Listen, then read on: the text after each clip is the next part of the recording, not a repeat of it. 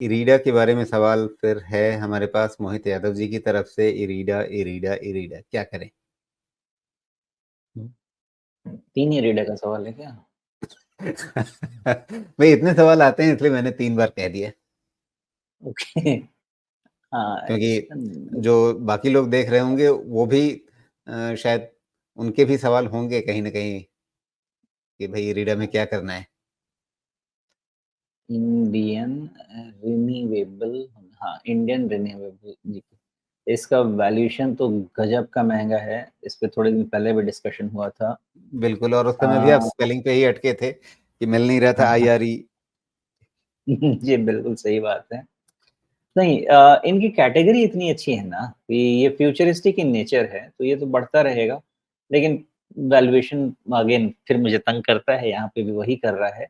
Otherwise ये जितने भी फाइनेंसिंग करते हैं रिन्यूएबल एनर्जी रिलेटेड प्रोजेक्ट्स को, तो ये आपका फ्यूचर बिज़नेस का नेचर है।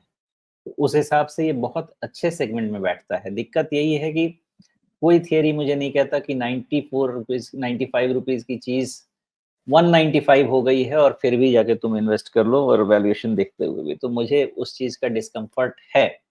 लेकिन मेरा और एक स्ट्रॉन्ग मानना है कि एक नीचे आके इसका एक लेग और अप बचा रहेगा।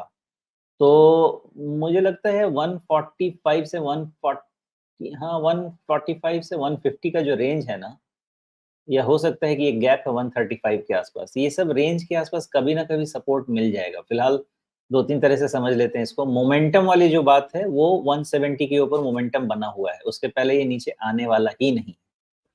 अब उसके नीचे आया तो कहाँ तक आ सकता है? बहुत सारे सपोर्ट आ सकते हैं, लेकिन अप टिल 135 जा सकता है। ओके?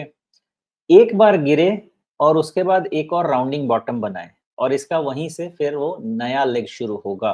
मुझे लगता है अभी अपसाइड इसमें बची हुई है, लेकिन इतना चलने के बाद खरीदने के लिए मेरे से नहीं कहा जाएगा।